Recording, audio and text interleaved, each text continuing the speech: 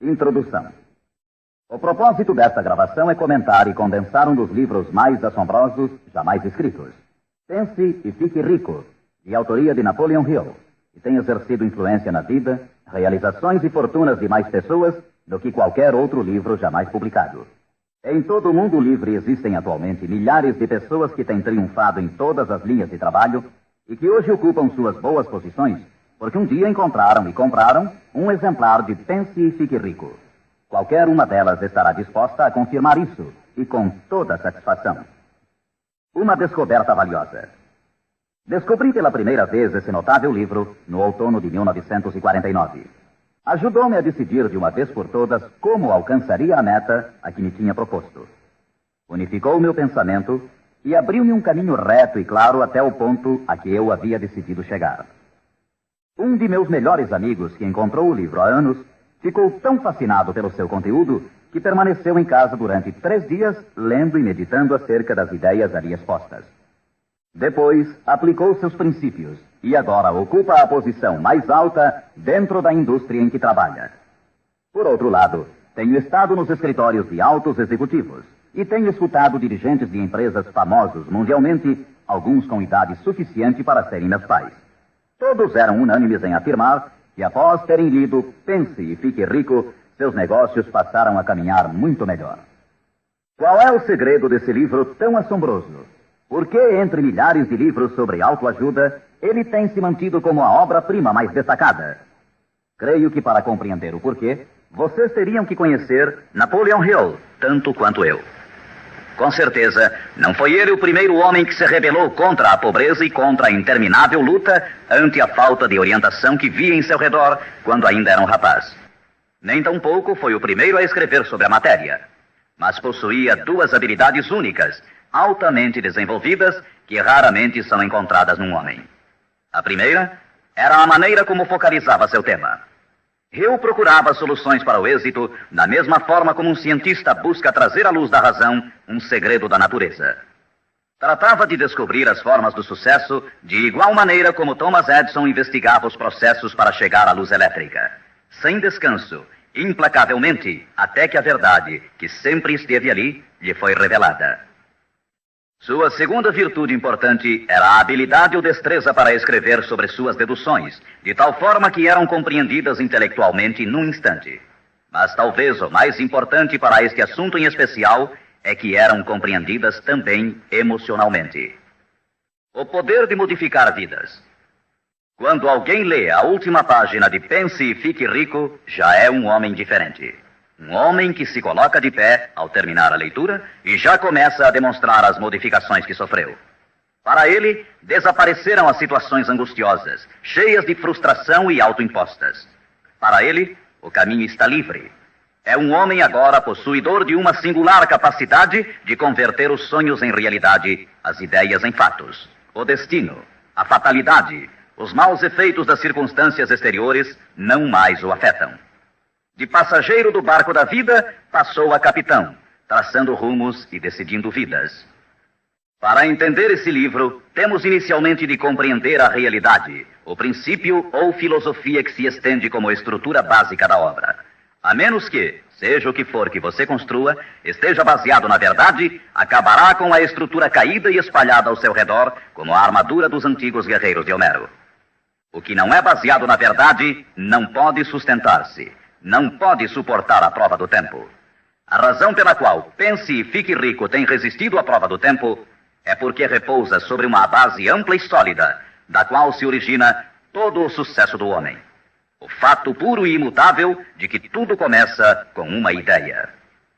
Um estado da mente. É uma filosofia baseada no fato de que a riqueza de qualquer classe começa com o que o autor chama de estado da mente. Pode-se começar sem nada mais que pensamentos, ideias, planos organizados ou algo semelhante. Os pensamentos são fatos. Fatos incrivelmente poderosos quando se agregam a propósitos, persistência e um desejo ardente de transformá-los em objetos materiais ou riqueza, considerando como tal aquilo que você pode desejar. Os sábios têm dito desde há muitos séculos, e há pouco Charles S. Rami escreveu: a verdade é que a mente humana é um organismo tão real como qualquer músculo do corpo, mas muito maior em força e potencial. E assim como a fibra muscular pode reforçar-se para conseguir conquistas incríveis. Assim, pois, esta é a verdade na qual se baseia Pense e Fique Rico. Se você sabe o que quer, e se o quer com força suficiente para alcançar o tipo de persistência que não se pode conter, com toda certeza você conseguirá o seu ideal. Controlando sua mente, você controlará seu destino aqui na Terra. 2 passos para o sucesso. Tendo em vista os princípios acima, falaremos adiante sobre os famosos 13 passos rumo à riqueza, tal como Napoleon Hill menciona em sua obra, lembrando sempre que riqueza é qualquer coisa que você possa desejar. Entretanto, antes peço permissão para fazer 2 indicações importantes. A primeira é que é necessário ter-se em mãos um caderno de anotações, todas as vezes em que se ouvir esta gravação, a fim de anotar os pontos mais importantes. A segunda é que esta gravação foi idealizada para seu uso pessoal, acompanhando sua própria e estimulante jornada. Usar esta gravação para um grupo resultará apenas em auxílio temporário. Assegure-se de ter seu próprio exemplar, a fim de ouvir estas orientações, vez por outra, nos momentos especiais em que se sentir fora de rota. E agora, os 13 famosos princípios de Napoleon Hill. Primeiro princípio: desejo. Ponto de partida para todo sucesso. Primeiro passo para a riqueza. É aqui, precisamente aqui, que frequentemente tropeçamos num obstáculo. Algumas pessoas dirão: sei o que quero, mas como consegui-lo? Mais tarde, entraremos na questão da dúvida, mas de uma vez por todas esclareçamos se é possível ou não alcançar-se o que se deseja com toda a alma. Creio que Emerson expressou-se muito bem quando escreveu: nada existe pelo capricho da natureza. O fato de existir um desejo indica que os meios para realizá-lo existem na mesma criatura que o sente. Em outras palavras, não poderíamos ter um desejo sem que sua satisfação não fosse possível. Cada um de nós tem uma espécie de guia em seu interior, e nossos desejos se modificam segundo nossa capacidade e inclinação. Não importa o que você deseja, se o quer com toda a sua alma. Você o conseguirá, pois é inevitável. O desejo é uma obrigação. Em Pense e Fique Rico, Hill cita um exemplo após outro de que seu desejo ardente nada mais é do que uma espécie de retrato fiel do que você chegará a ser um dia. Portanto, determine agora mesmo e com firmeza o que você mais deseja, porque senão, como disse Helvécio, destruindo o desejo, destrói-se a mente. Todo homem sem paixões não tem em seu interior nem princípio de ação, nem motivo para agir. Uma boa forma de saber se em realidade você tem ou não um desejo ardente é examinar a maneira como procura alcançá-lo. Se você vai atrás daquilo que crê desejar, como se estivesse ensaiando, com timidez, com intenção de ir só se for seguro, não tem absolutamente um desejo ardente. Nunca chegará à segunda base se ainda mantém um pé na primeira. Entretanto, se está disposto a queimar etapas atrás de si, dizendo de uma vez para sempre: isto é o que desejo e o farei de qualquer maneira. Segundo, determine com exatidão o que se propõe a dar em troca do dinheiro que deseja. Não é possível obter-se algo a troco de nada. Terceiro, estabeleça a data concreta em que terá todo o dinheiro que deseja. Quarto, idealize um plano definido para levar a cabo o seu desejo e dê início imediatamente. Quinto, coloque todas essas ideias no papel. A quantidade de dinheiro que deseja, o que dará em troca, a data exata e descreva claramente o plano idealizado. Sexto, leia sua manifestação escrita em voz alta pelo menos 2 vezes ao dia. Uma vez, imediatamente antes de deitar-se à noite, e outra ao levantar-se pela manhã. Enquanto lê, sinta-se, veja-se e creia-se como se já tivesse o dinheiro, ou seja, qual for o seu objetivo. É importante que você siga estas instruções ao pé da letra. Ouça diversas vezes esta parte da gravação até que a conheça muito bem, pois o desejo é o mais importante dos 13 princípios. Este capítulo do livro termina com as seguintes palavras: através de algum estranho e poderoso princípio de química mental, ainda desconhecido, O impulso do desejo é envolvido por algo que não reconhece palavras tais como impossível e não aceita o fracasso como realidade. Segundo princípio, fé. A fé é imprescindível para o sucesso. Você jamais teria pensado em seu desejo principal se a fé não estivesse presente dentro de sua mente. Às vezes, você poderá encontrar dificuldades em ter fé em si próprio, mas tenha a certeza de que encontrará muita fé nesses princípios. Use-os, portanto. Vejamos o que Napoleon Hill diz sobre a fé. A fé é um estado de espírito que pode ser induzido ou criado por meio de afirmações ou instruções repetidas à mente subconsciente através do princípio da autossugestão. Isto significa nem mais nem menos que uma sugestão pode ser implantada por você mesmo, conscientemente, assim como uma autobiografia é uma história escrita por uma pessoa sobre si mesma.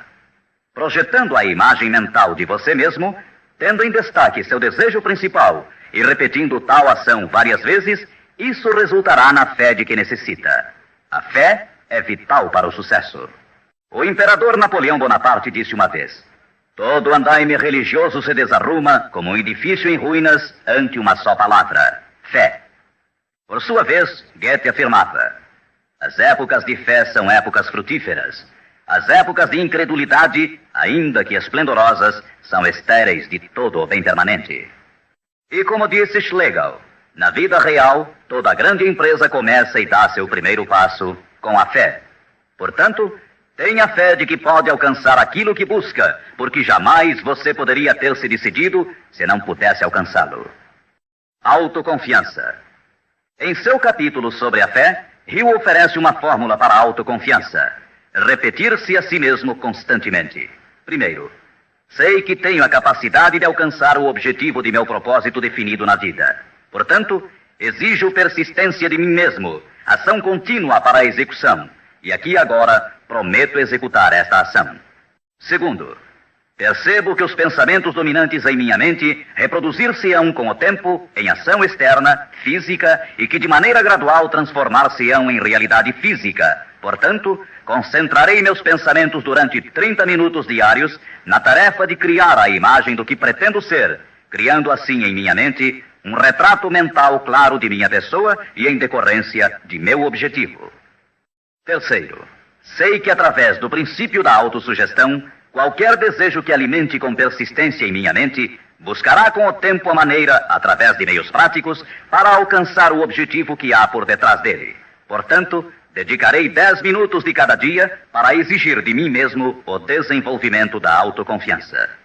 Quarto, detalharei por escrito os objetivos principais e concretos de minha vida, e nunca deixarei de tentar alcançá-los até que tenha desenvolvido a autoconfiança suficiente para isso. Quinto, sei que nenhuma riqueza ou posição pode durar muito, a menos que seja erguida sobre a verdade e a justiça. Por conseguinte, não participarei de qualquer atividade que não beneficie a todos os que dela participem. Terei sucesso em conseguir a cooperação de outras pessoas, bem como em atrair o pessoal desejado. Então você tem realmente o desejo que o conduzirá ao pleno sucesso. Com esse tipo de resolução, você será capaz de levantar-se após os tropeços que lhe sucederem. As únicas pessoas que não cometem erros são as que nunca tentam nada. Os tímidos são como afluentes de um lago. Nunca se aventuram ao mar amplo e profundo. Esses mesmos princípios atuarão sobre qualquer coisa que você deseje. Um lar harmonioso, uma carreira com mais êxito ou mesmo mais dinheiro para cuidar melhor de sua família e prevenir-se para os anos futuros. Para obter sua parte na prosperidade que o espera mais adiante, Napoleon Hill oferece a você a seguir 6 passos práticos e precisos. 6 passos vitais. Primeiro, fixe em sua mente a quantidade exata de dinheiro que deseja. Não é suficiente dizer, desejo muito dinheiro. Seja preciso com relação à quantidade.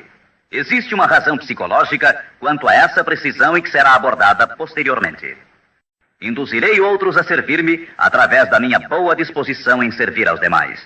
Eliminarei o ódio, a inveja, os ciúmes e o egoísmo, oferecendo amor a toda a humanidade, pois sei que uma atitude negativa nunca me trará o sucesso. Farei com que os demais creiam em mim, pois creio neles e em mim mesmo.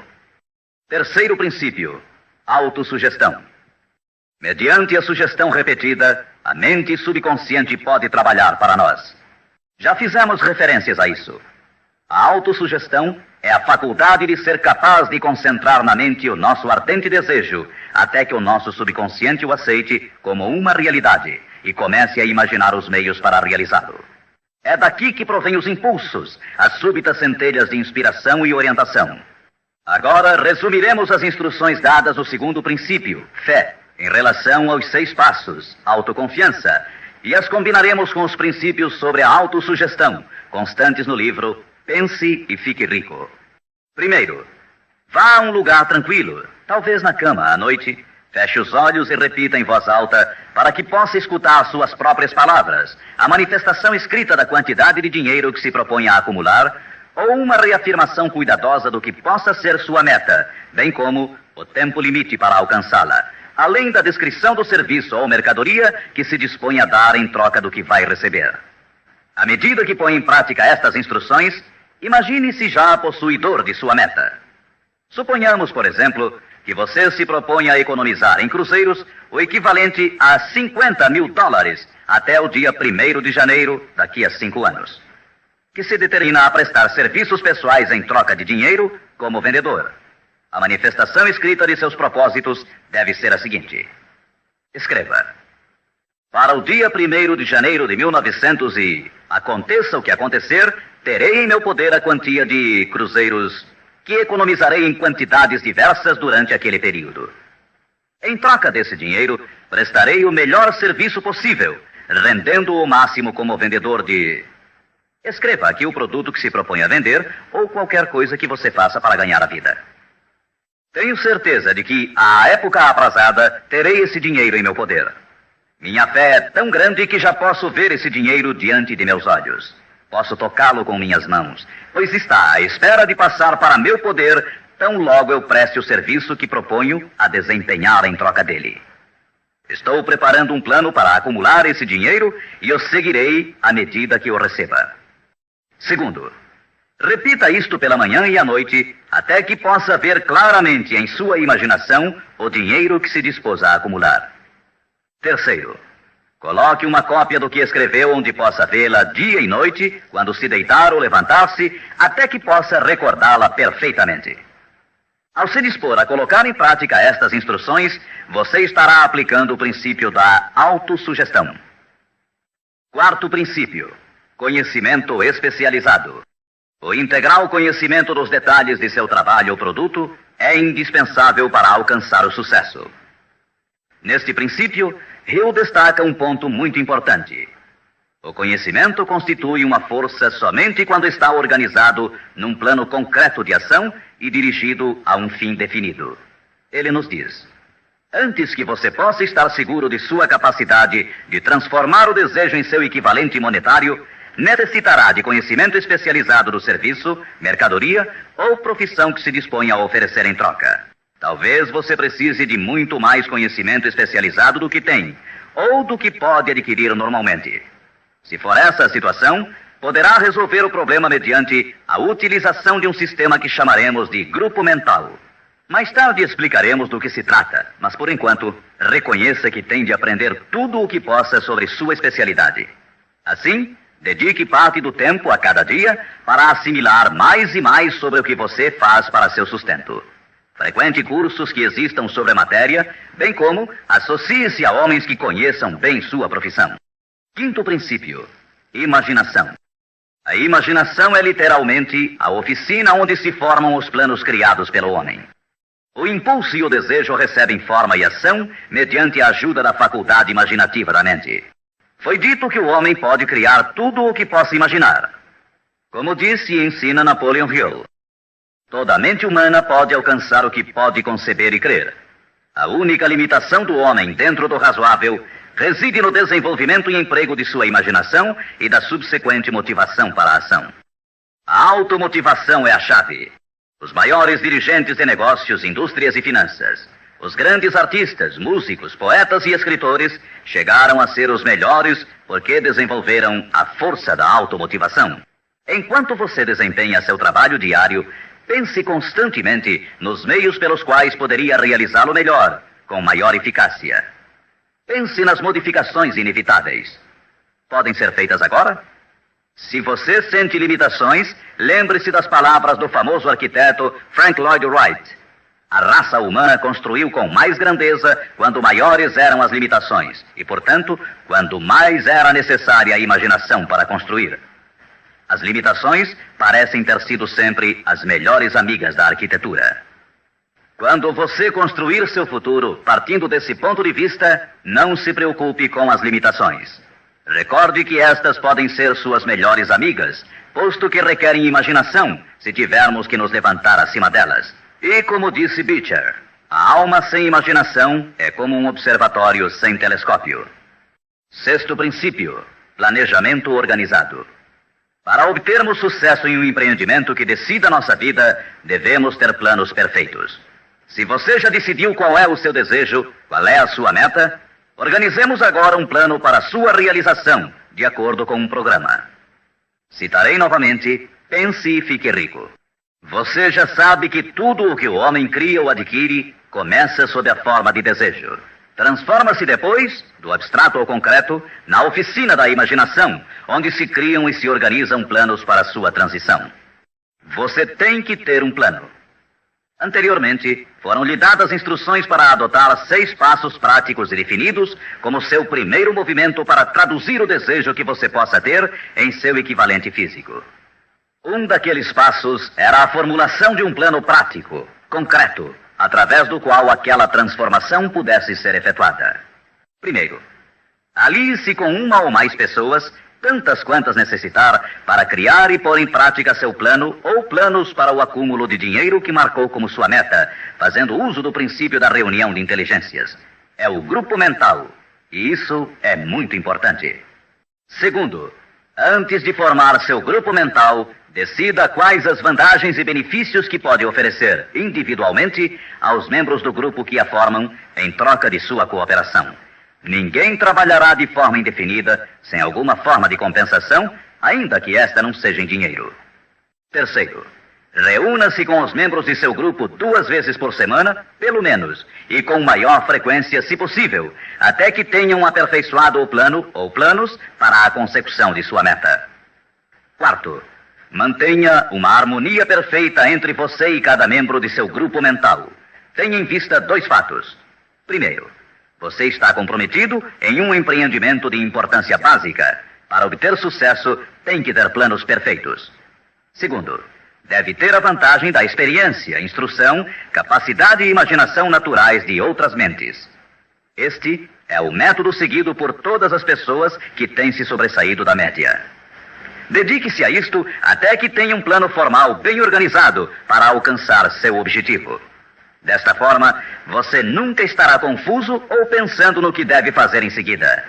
Cada manhã saberá com exatidão o que vai fazer e por que o fará. Adquira estas qualidades de dirigente. É neste capítulo de Pense e Fique Rico que Hill nos fala das características que deve ter o homem que dirige. Primeiro, determinação. Segundo, autocontrole. Terceiro, acurado senso de justiça. Quarto, exatidão nas decisões. Quinto, precisão nos planos. Sexto, hábito de fazer mais do que recebe como pagamento. Sétimo, personalidade agradável. Oitavo, simpatia e compreensão. Nono, domínio do detalhe. Décimo, boa disposição para assumir toda a responsabilidade. 11º, sentido de cooperação. O capítulo sobre planejamento organizado é um dos mais importantes do livro. Basta dizer que um homem sem plano é como um barco sem rumo. Não tem para onde ir e sofrerá um desastre quase inevitavelmente. 7º princípio, decisão. A demora, o oposto da decisão, é um inimigo que todo homem tem que vencer. A análise minuciosa de mais de 25 mil homens e mulheres que experimentaram fracassos revelou que a falta de decisão estava na cabeça da lista das 30 causas principais do fracasso.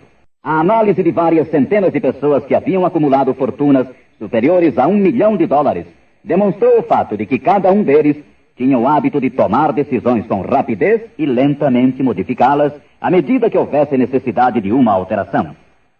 As pessoas que fracassaram em acumular dinheiro, sem exceção, quase sempre tinham o hábito de tomar decisões com lentidão e depois modificavam-nas com rapidez e frequência. Ter um objetivo concreto torna mais fácil a tarefa de tomar decisões rápidas. Entre os inúmeros exemplos citados por Hill, um dos mais conhecidos é o caso de Henry Ford. Uma das qualidades mais destacadas daquele industrial era seu hábito de tomar decisões concretas com rapidez e depois modificá-las com calma. Esse modo de ser era tão pronunciado em Ford que lhe deu reputação de obstinado. Foi essa aptidão que o impulsionou a continuar fabricando seu famoso modelo T, o automóvel mais feio do mundo, mas naquele tempo o mais prático, apesar de todos os seus assessores e alguns dos compradores insistirem para que ele o modificasse. Talvez Ford tenha demorado muito em fazer as alterações, mas o resto da história é que sua firmeza de decisão produziu-lhe uma enorme fortuna, sem que fosse necessário modificar o modelo, e seguramente a companhia hoje não está pior por isso. Quando você tiver uma ideia, apegue-se a ela. As pessoas que fracassam, em sua maioria, geralmente se influenciam com facilidade pela opinião dos demais, deixando-se inclinar sem dificuldades. Permitem que os jornais e falatórios dos vizinhos pensem por elas, mesmo sabendo que as opiniões são as mercadorias mais baratas da terra. Siga seu próprio conselho ao colocar em prática os princípios aqui descritos, tomando suas próprias decisões e seguindo-as. Não faça confidências a ninguém, exceto aos membros do seu grupo mental, e tenha muito cuidado na seleção desse grupo, escolhendo somente aqueles que simpatizem e harmonizem totalmente com seus propósitos. Os amigos íntimos e familiares, ainda que isto não signifique que o façam constantemente, atrapalham com suas opiniões, e às vezes por causa do ridículo. Milhares de homens e mulheres arrastam consigo complexos de inferioridade durante toda a vida, porque alguma pessoa bem intencionada, mas ignorante, destruiu toda a sua confiança através de opiniões ou expondo-as ao ridículo.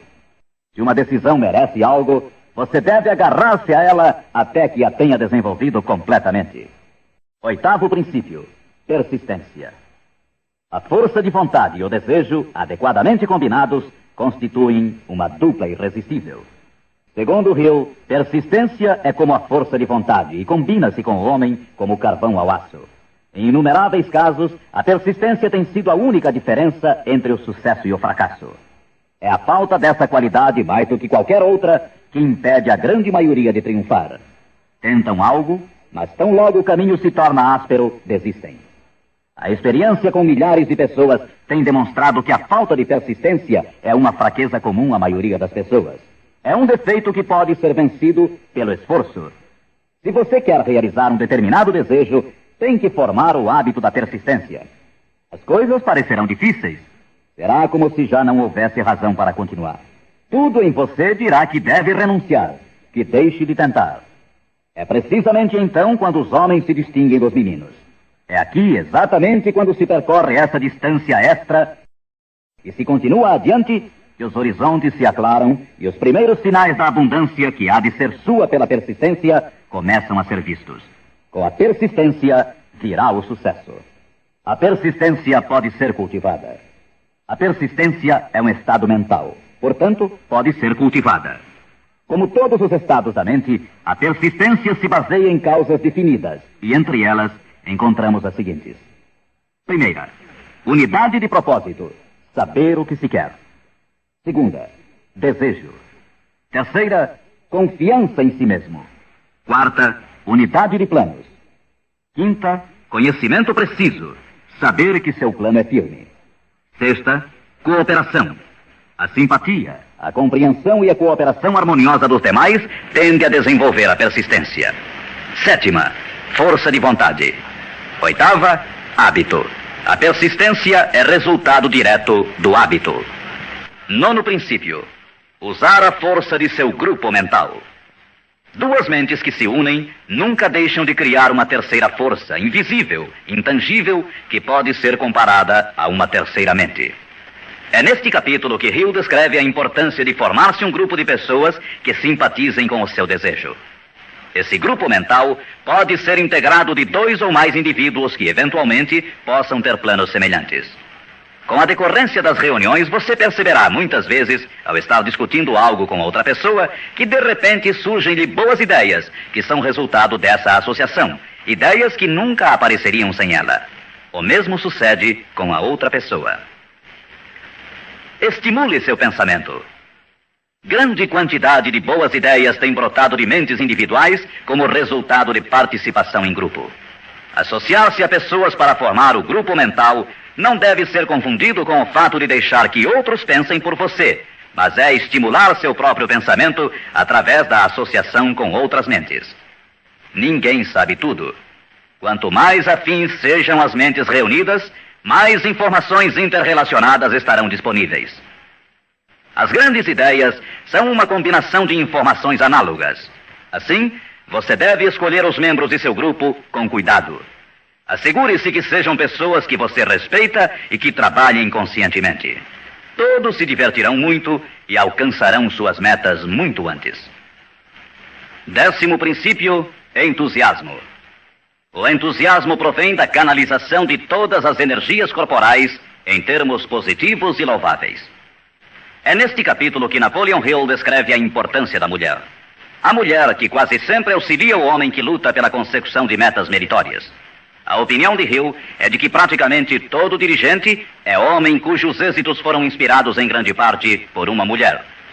Quando as coisas andarem mal, e pode estar seguro que isso ocorrerá em algumas ocasiões, você ver-se-á abandonado até pelos que você pensava que eram seus amigos. Mas se você conseguiu uma boa mulher, nunca estará só. Ela sempre o impulsionará a recomeçar uma e outra vez se necessário, e lhe dará um novo entusiasmo que nasce de sua fé em você. Ter alguém a quem amar é ter alguém com quem compartilhar seu êxito e realizações, que lhe felicite com o elogio que todos necessitamos de vez em quando. Um homem pode chegar a triunfar sem sua esposa e sem filhos, mas a plenitude da alegria se obtém através deles. Cuide de sua esposa e filhos como de seu maior tesouro. 11º princípio, a mente subconsciente. A mente subconsciente consiste em um campo de consciência no qual são classificados e registrados todos os impulsos do pensamento que chegam à mente objetiva através de qualquer dos 5 sentidos. Da mente subconsciente, você pode aproveitar ou tirar os pensamentos como quem tira cartas de um arquivo. Ela recebe e arquiva impressões sensoriais ou pensamentos independentemente de sua natureza. Você pode semear à vontade em sua mente subconsciente qualquer plano, ideia ou propósito que deseje traduzir em seu equivalente físico ou monetário. O subconsciente atua primeiro sobre os desejos dominantes que se mesclaram, como as emoções, como a fé. Sua mente subconsciente trabalha dia e noite. Mediante um procedimento ainda desconhecido para o homem, a mente subconsciente toma da inteligência infinita poder para transformar de maneira espontânea o desejo próprio no seu equivalente físico, usando sempre os meios mais práticos mediante os quais pode alcançar seu fim. Não é possível controlar completamente a mente subconsciente, mas pode-se entregar a ela qualquer plano, desejo ou propósito para que seja transformado em algo concreto. Ninguém sabe muito sobre o que chamamos a mente subconsciente ou mesmo de subconsciente. Sabemos que é incalculavelmente poderosa e que pode solucionar nossos problemas se corretamente empregada. A melhor forma é manter na mente consciente, tão frequentemente quanto possível, uma imagem clara de si mesmo, como se já tivesse alcançado a meta desejada. Defina-a com clareza e projete-a na tela de sua mente. Retenha-a. Veja-se fazendo e tendo as coisas que obterá depois de alcançado seu objetivo. Imagine isso tão a miúde quanto possível, enquanto prossegue com seu trabalho diário, especialmente no momento de dormir e no instante de acordar. Assim, seu subconsciente começará a conduzi-lo pelos caminhos mais lógicos para o objetivo que imaginou. Não lute contra ele. Siga seus lampejos repentinos, as ideias que venham à sua mente. Esteja seguro que é seu subconsciente tentando chegar à sua mente consciente. Se você prosseguir assim, ficará surpreso e encantado com as ideias maravilhosas que parecerão brotar do nada. As vidas dos grandes homens e mulheres que parecem milagrosas para as pessoas normais não são mais do que a expressa satisfação de seus ardentes desejos através de sua mente subconsciente. No princípio seguinte, falaremos mais sobre o 6º sentido, que parece controlar a vida dessas pessoas, mas somente dos que souberam condicionar sua mente subconsciente. O tempo não significa nada para o subconsciente. Um homem poderia trabalhar com firmeza em seu labor durante 40 anos e não conseguir alcançar o que é possível em 3 ou 4 anos, mediante a aplicação adequada desses princípios. Sua mente subconsciente não pode permanecer ociosa. Se você não implantar desejos dentro dela, quaisquer ideias que surgirem como resultado de seu descuido servirão de alimento para ela. Lembre-se que você vive no meio de todo o gênero de impulsos e pensamentos que chegam a seu subconsciente sem seu conhecimento. Alguns desses impulsos são negativos e outros positivos. Você deve evitar os impulsos negativos e ajudar a influenciar de maneira espontânea sua mente subconsciente mediante impulsos positivos de desejo. Quando conseguir isso, terá a chave que abrirá a porta para o subconsciente. Bulwer escreveu: o homem que triunfa sobre seus semelhantes é aquele que muito breve na vida discerne com clareza seu objetivo e caminha para ele com todas as suas forças. Inclusive, o próprio gênio não é mais do que a observação minuciosa reforçada pela consistência do propósito. Todo homem que observa atentamente e atua com firmeza converte-se inconscientemente em gênio. Há que se notar que foi dito inconscientemente. Saiba o que quer. Decida de uma vez por todas o que haverá de ser seu. Mantenha-se firme em seu rumo, impulsionado pela fé, e seu subconsciente fará o resto. 12º princípio: o cérebro. O cérebro possui a força mais maravilhosa, milagrosa, de maior potência que o mundo já conheceu. Se você tivesse acesso a toda a riqueza do mundo e pegasse apenas uma moeda, estaria fazendo mais ou menos o que muito provavelmente tem feito ao usar seu cérebro. Nada é mais lastimável no mundo do que a incompreensão da maioria das pessoas com relação ao potencial de seu cérebro e das mentes consciente e inconsciente, às quais está acoplado. Sua própria central elétrica. O número de linhas que ligam entre si as células cerebrais é igual ao algarismo 1, seguido por 15 milhões de zeros. Calcula-se que existem de 10 a 14 bilhões de células no córtex cerebral humano normal. É inconcebível, pois, que esta intrincada maquinaria deva existir com o único propósito de manter as funções físicas inerentes ao desenvolvimento e manutenção do corpo físico. O cérebro é o mecanismo que nos deu o avião supersônico, os satélites artificiais, os foguetes que adentram no espaço exterior, as artes, as ciências, etc. Tudo o que hoje sabemos, usamos e usaremos no futuro, tem saído desta pequena massa cinzenta que todos nós temos. Pode você duvidar, ainda que por um momento, de que pode trazer a você e aos seus o que quer que deseje aqui na Terra? É evidente que não conseguirá se admitir que sua força é como a de uma pessoa que deixa de agir, como aqueles que nem sequer pensaram nisso alguma vez. Deixe para o cérebro o trabalho que você decidiu realizar e veja como ele o executa. 13º princípio: o sexto sentido. O sexto sentido é o equipamento receptor através do qual chegam à mente ideias, planos e pensamentos que às vezes recebem o nome de lampejos repentinos ou inspirações. O sexto sentido pode ser descrito como sendo o sentido através do qual a inteligência infinita pode e efetivamente se comunica com o indivíduo de maneira espontânea e sem esforço algum por parte deste. Eis aqui a base desta filosofia. Só pode ser assimilada, compreendida e aplicada depois de dominados os primeiros 12 princípios. O sexto sentido é aquela parte da mente subconsciente que nos referimos como imaginação criadora e desafia qualquer descrição. Por outro lado, torna-se difícil explicar o que seja para qualquer pessoa que não tenha dominado os demais princípios desta filosofia, o que esses princípios representam, porque falta a essa pessoa o conhecimento e a experiência com os quais possa comparar o sexto sentido. Este sentido pode ser adquirido. O sexto sentido não é algo que possa ser ligado e desligado à vontade. A capacidade de empregar essa enorme força chega pouco a pouco, através da aplicação dos outros princípios que esboçamos. Muitos indivíduos adquirem um conhecimento prático do sexto sentido antes dos 40 anos de idade. Entretanto, com maior frequência é adquirido depois de bem passados os 50, porque as forças espirituais com as quais está intimamente ligado o sexto sentido geralmente não amadurecem e chegam a ser utilizadas, senão através de vários anos de meditação, de autoanálise e de pensamentos corretos.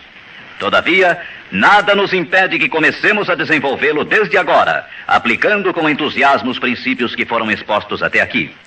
Lembre-se disto: O homem nada pode criar que não tenha gerado antes sob a forma de um impulso de pensamento, que vai se traduzindo em equivalente físico, ainda que seja pensamento espontâneo ou involuntário. Finalmente, recorde-se sempre deste conselho. Afaste o temor de sua mente, concentrando-se na imagem mental de sua meta, seu maior desejo, e vença. O que vários homens famosos acharam desta mensagem. Agora, quero mencionar que Pense e Fique Rico tem recebido a entusiasta aprovação de muitos dos maiores homens que existiram. Todos esses grandes homens aplaudiram e usaram os princípios de Napoleon Hill. Citarei somente alguns. Os presidentes dos Estados Unidos, William Howard Taft e Woodrow Wilson. F.W. Woolworth mencionou que havia aumentado muito sua cadeia de armazéns, aplicando muitos destes princípios. Robert Dollar, que construiu uma grande companhia de navegação, escreveu: se há 50 anos tivesse usado esta filosofia, imagino que poderia ter feito tudo o que fiz na metade do tempo. Tenho esperança que o mundo a descubra e o recompense. Samuel Gompers disse: o domínio destes princípios é uma apólice de seguro contra o fracasso. John Wanamaker, o príncipe dos comerciantes, escreveu: sei que seus fundamentos são reais, porque os tenho aplicado em meu negócio há 30 anos. Também o aplicaram George Eastman, o maior fabricante de câmaras fotográficas do mundo, Thomas Edison, Luther Burbank, Theodore Roosevelt, E.M. Statler, John Rockefeller e muitos mais. Como é óbvio imaginar-se, as opiniões destes homens não poderiam ser compradas com todo o dinheiro do mundo. O que temos mencionado aqui pode mudar sua vida, pode trazer-lhe todas as coisas proveitosas que deseje na vida para você e sua família. Afaste-se da média, do medíocre e enderece seu rumo de acordo com os sonhos de seu coração. Estes 13 princípios não o decepcionarão nunca enquanto você os empregar. Sua grande oportunidade pode estar precisamente onde você se encontra agora. Siga estas instruções fielmente e o resultado aparecerá diante de você.